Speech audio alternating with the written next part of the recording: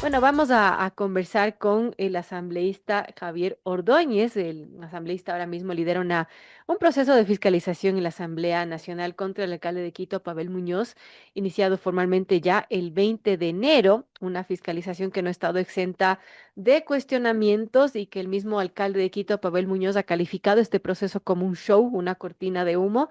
Y algunos expertos constitucionalistas han argumentado que la Asamblea no es el órgano competente para esta tarea, que para eso están otros organismos como el Consejo Metropolitano, por ejemplo.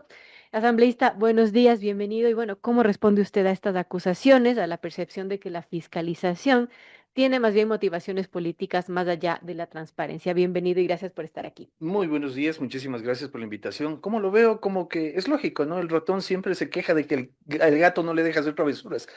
Y esa es la idea, que nosotros vamos a poner orden.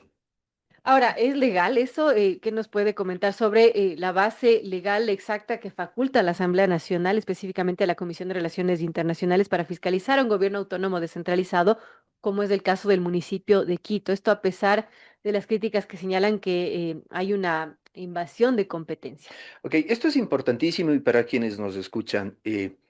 Vámonos netamente a la Constitución. ¿Qué es lo que dice la Constitución? ¿Qué es a donde se están basando y dicen que no se puede, etcétera, etcétera? Artículo 120 de la Constitución del Estado dice: la Asamblea Nacional tendrá las siguientes atribuciones y deberes, además de los que determine la ley. He escuchado al mismo Pavel Muñoz hablar de este artículo, pero no leerlo en su totalidad. Y jamás llegan al numeral 9 que dice: fiscalizar los actos de las funciones ejecutiva, electoral y de transparencia y control social y de los demás órganos del poder público. Repito, de los demás Ujú. órganos del poder público. Les pregunto a ustedes y a quienes nos oyen y nos ven, ¿es el municipio de Quito un órgano del poder público? Lo es. ¿Es el alcalde de Quito un funcionario público? Lo es. Pero más allá, aún más allá, y ya que los constitucionalistas, por ahí hay alguno que puede decir que no, el artículo 225 de la Constitución dice: el sector público comprende, entre otros numerales, el 3, perdón, el 2, las entidades que integran el régimen autónomo descentralizado. Entonces, yo más bien les pregunto, ¿en qué parte de la Constitución taxativamente dice que la Asamblea Nacional no tiene la facultad necesaria para fiscalizar dineros públicos y más aún cuando claramente se le está metiendo la mano al bolsillo de los quiteños? Bueno, importante la respuesta del asambleísta Javier Ordóñez. Ahora, asambleísta, usted ha indicado que el dinero público no se puede tocar sin importar la ciudad y quisiera pedirle que nos detalle los indicios específicos de responsabilidad penal, de perjuicio económico señalado por la Contraloría y que sustenta la urgencia de esta fiscalización que tiene que ver con la compra de estos trolebuses eléctricos. Bien, bueno, vamos a entender que existe ya un informe de Contraloría con indicios de responsabilidad penal. Ahí es donde nosotros vamos a ingresar y le vamos a pedir a Contraloría que nos haga un alcance, que nos expanda el conocimiento de lo que realmente está sucediendo, cuál es la responsabilidad específica de cada uno de los funcionarios y nuestra investigación va a determinar qué existe además de lo que nos ha encontrado, porque les comento algo, de lo que estamos hablando, la compra de trolebuses que sí está comprobado que se compró haciendo bypass, que se utilizó un Mm. organismo internacional de asistencia técnica para utilizarlo como vendedor de autos a comisión. ¿Qué más hay? Porque estamos encontrando muchos otros indicios que podrían llegar inclusive a otro tipo de acciones. No adelanto qué, porque una vez que nosotros tengamos el informe, ahí recién vamos a Ujú. saber. Pero lo que nosotros queremos hacer y que quede muy claro es que autonomía no significa impunidad y que lo que queremos es sentar un precedente para que ningún otro organismo, llámese como se llame, ministerio, municipio, prefectura, vuelva a hacerlo. Ahora usted dice, no adelanto qué, pero ¿qué se podría derivar de esta fiscalización? Bueno, tenemos claros que se mal utilizó un organismo de asistencia técnica. Usted me preguntaba que qué faculta a la Comisión de Relaciones Internacionales. Cuando yo presenté la moción, solicité específicamente que vaya a esta comisión porque estamos involucrando organismos Claro. internacionales de asistencia técnica. ¿Qué es lo que sucede? Nosotros, este proceso, además de corrupción, además de dinero público, está poniendo en riesgo la asistencia técnica que tanto bien le hace al Ecuador y se está mal utilizando este organismo para fines que no son los necesarios. También importante señalar que una de la parte de la retórica del alcalde de Quito en medio de su nerviosismo y su tratar de justificar esto, dice que otros organismos del Estado ya han contratado con este organismo e inclusive se compraron unas ambulancias y vamos puntualmente al Ujú. ejemplo que ellos ponen. En el gobierno de Guillermo Lazo se compró ambulancias, se lo entregó en el gobierno de Daniel Noboa y se utilizó este organismo, pero se lo utilizó para lo que era asistencia técnica. ¿Qué es la asistencia técnica? Reforzar al Estado en los puntos técnicos en los que no está claro. Sugerencias en el tema de contratación, de compra, dónde, pero jamás se le entregó, como en el caso de Pavel Muñoz, el dinero absoluto a esta asistencia técnica para que ellos Mm. compren el producto o en este caso los buses, se queden con su comisión y se conviertan en el vendedor o en el dealer de venta de carros. Bueno, complejo realmente. Asambleísta, usted dice que se están utilizando organismos internacionales para eludir el Sistema Nacional de Contratación Pública o para presuntamente eludir el sistema de contratación pública. ¿De qué manera esta práctica pone en riesgo a la cooperación internacional futura para el Ecuador? Y también, ¿qué medidas se propone para evitarla? Vamos por partes. Cuando se mal utiliza un organismo de asistencia técnica, se siente un precedente negativo. El resto de Mm. asistencias técnicas va a empezar a tener miedo de contratar con el Ecuador o asistir técnicamente al Ecuador, porque lo que vamos a determinar también es cuál es el grado de responsabilidad del organismo. Si sabían lo que estaban haciendo, si fueron engañados, porque si llegamos a determinar eso en la Comisión de Relaciones Internacionales, el resto de organismos de asistencia o de cooperación técnica van a tener miedo de hacerlo con el Ecuador. Y eso sería gravísimo para los intereses de nuestro país, porque cumplen una función muy importante. Entonces, no es un tema menor. No solamente es lo que se llevaron, que para eso vamos a hacerlo hasta el fin hasta el final del camino, si se quiere, pero tenemos también que sentar un precedente para que la asistencia técnica sea utilizada única y exclusivamente para lo que es. Ahora, asambleísta, ¿usted busca simplemente sentar un precedente de control político o hay un objetivo más allá, como puede ser llegar a la destitución del alcalde o la revisión de los contratos? ¿Cuál sería el siguiente paso si se confirman estas irregularidades? Nosotros como Asamblea Nacional no tenemos potestad y ahí sí está muy claro en la ley que nosotros no tenemos la más mínima potestad de Mm. destituir o de seguirle un juicio político al alcalde. Ahí entra el Consejo Metropolitano de Quito. Más allá de que los concejales que no son afines a Pavel Muñoz han tratado hasta la saciedad de fiscalizar y no se le ha permitido porque de los 22 concejales que tiene el municipio de Quito, 17 son leales y afines a Pavel Muñoz y son los alzamanos de Pavel Muñoz. Entonces, obviamente, los otros no han podido hacerlo. Entonces, más allá de eso, una vez que nosotros tengamos todas las pruebas necesarias, tenemos que emitir un informe. Primero, a nuestro mandante, que es el pueblo ecuatoriano, el órgano que nos rige, que es el Pleno de la Asamblea Nacional, y además, a través del Pleno, se notificará a todas las entidades de control que se necesite una vez que tengamos el Claro. informe. Estamos conversando con el asambleísta de ADN, Javier Ordóñez, sobre la fiscalización al alcalde de Quito, Pavel Muñoz. Hay otros temas, señor asambleísta, que también están en la mira pública, por ejemplo, el desembolso que se hizo para la adaptación de la avenida Rumiurco en el norte de Quito, donde también se utilizó este tipo de contratación pública a través de la asistencia técnica o supuesta asistencia técnica.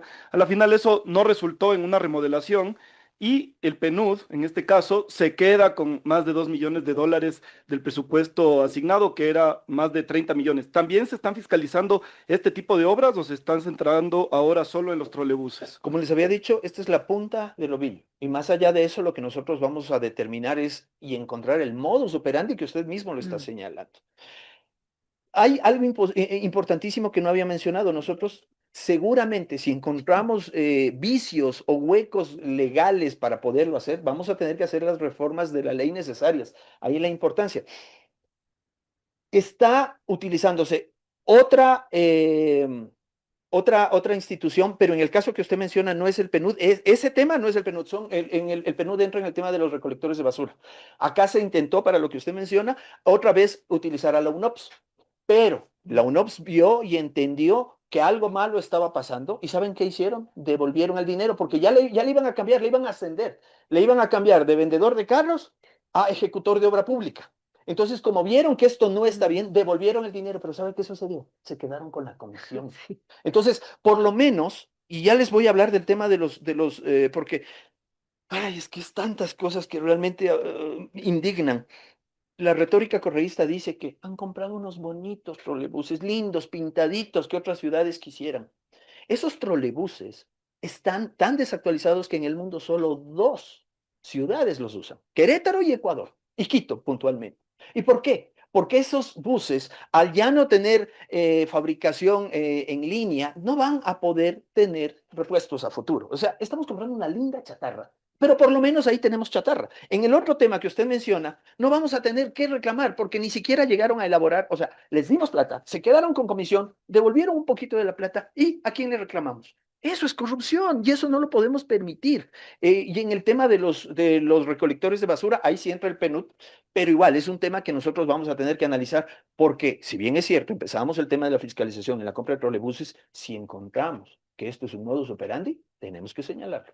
Asambleísta, usted estuvo presente y cambiando un poco de tema en la propuesta de reforma al Código Orgánico Integral Penal del asambleísta del oficialismo Camila León, que ha sido duramente criticado por periodistas, por la Federación Nacional de Periodistas, le encominó, por ejemplo, al Consejo de Administración Legislativa a que frene un poco ese proyecto. ¿Usted está al tanto de este proyecto? ¿Es un proyecto de ley presentada por toda la bancada oficialista? ¿Cuáles son un poco las apreciaciones? Porque hay otros artículos y algunos juristas que dicen que se ha malinterpretado. ¿Cuál es su posición personal y de la bancada conforme a esto que sí pone en riesgo un poco a los medios de comunicación o más bien es un freno al posible autoritarismo? A ver, hay que entender que cada despacho de la Asamblea, inclusive los mismos de ADN, nos manejamos de manera independiente. Cada despacho, cada asambleísta elabora su plan de trabajo y presenta los proyectos de ley en base a su criterio personal de lo que necesita solucionarse en el país. En el tema de Camila León, entiendo que preparó el proyecto de ley, lo presenta, pero ese proyecto de ley ni siquiera ha sido debatido por una simple y sencilla razón. No ha pasado el control inicial, que es el CAL. Mientras Mm, ese proceso, o sea, si el CAL no le da paso o si llega a darle paso, recién ahí es claro. nuestra obligación tomar en cuenta qué es lo que dice, aportar, negar, cambiar o lo que sea necesario, pero mientras tanto es un aporte, así como hay cientos de aportes que se encuentran esperando la aprobación del CAL y que nosotros no tenemos el conocimiento necesario porque la técnica y el proceso legislativo dicen que una vez que se apruebe es cuando es nuestra obligación entrar a conocerlo. En el tema de Camila León, puntualmente, entiendo que se ha generado mucha conversación, mucha polémica al respecto, pero yo sí creo que mientras el CAL no se pronuncie, mal haríamos el resto de asambleístas en pronunciarnos por algo que aún no ha pasado. Interesante. ¿Y cómo va el tema de la bancada? ¿Siguen teniendo mayoría en la asamblea? Conversamos la semana pasada con la ministra de Gobierno que tiene que manejar esos asuntos. Sin embargo, hay votaciones que ya está un poco debilitada esa mayoría oficialista. ¿Qué me dice de la relación con los otros asambleístas por ADN, aliados, Pachacuti, Amazonía, Sierra Centro? ¿Está firme todavía la bancada y cuál es un poco la posición que se ha destilado de los juicios políticos que se vienen? Esa pregunta es muy buena porque la ciudadanía lamentablemente se ha acostumbrado a ver un ejercicio de borreguismo, es decir, como borreguitos y les dicen levanten la mano, todos levantan la mano, etcétera. Y como ustedes están viendo, acá eso no sucede. Cada uno de nosotros tiene un criterio personal que normalmente está alineado en el mismo sentido. En este momento nosotros tenemos una mayoría consolidada que es la que pertenece a nuestra bancada, pero eso no quiere decir que todos vamos a votar igual en todas las votaciones y ya ha pasado antes. Entonces, al contrario de decir que la bancada puede estar debilitada o que se ha resquebrajado, hay que entender que como tenemos criterio personal, como somos personas pensantes, pues obviamente vamos siempre a tener nuestros criterios.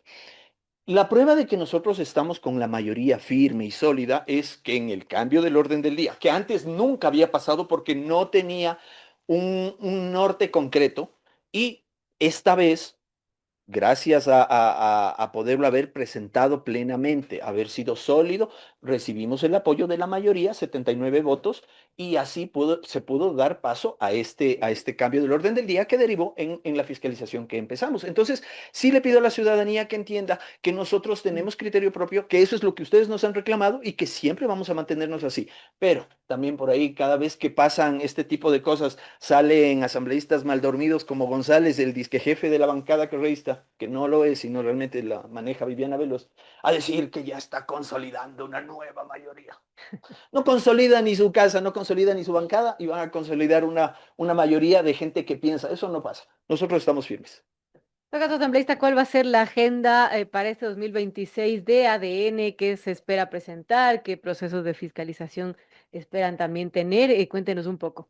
Bueno, como les dije hace un ratito, yo me voy a regir a lo que cada una de las curules y cada uno de los despachos de los asambleístas.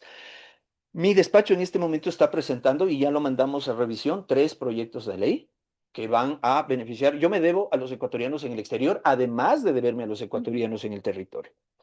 Algunas personas piensan que por pertenecer a la circunscripción del exterior yo debo regirme y legislar únicamente para el exterior. Pero mi lema es que queremos construir un Ecuador al que todos quieran regresar.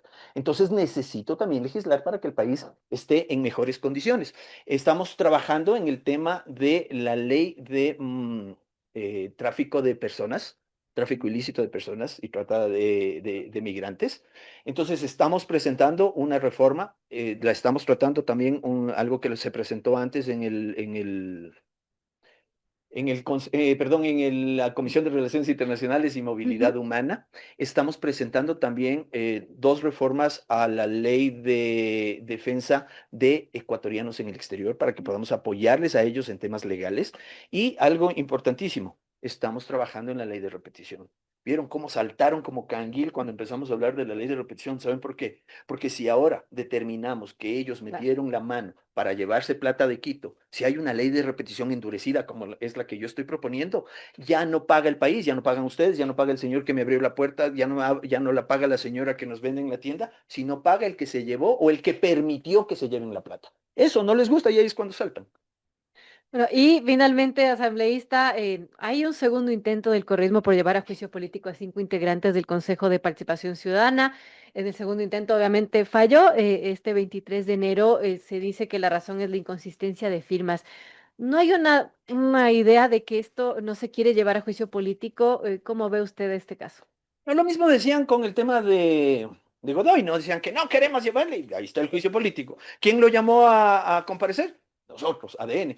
Ahora, que estos fulanos no sepan ni cómo hacer una firma electrónica, que no hagan bien, ya no es culpa de nosotros. O sea, si quieren que nos pidan que les prestemos a nuestros asesores, pues para que lo hagan bien, porque realmente son bien limitados. Entonces, simple y sencillamente, si lo hacen bien, nuevamente, el CAL estudiará, dará paso. Si no lo hacen bien, el CAL estudiará y no da paso, como ya sucedió. Gracias, asambleísta Javier Ordóñez, asambleísta de ADN. Hemos hablado de la fiscalización de la gestión del alcalde de Quito, Pavel Muñoz, algo que ha sido un poco polémico. Y bueno, también de la agenda de ADN y los proyectos de ley que están pendientes. Gracias nuevamente. A ustedes, muchas gracias.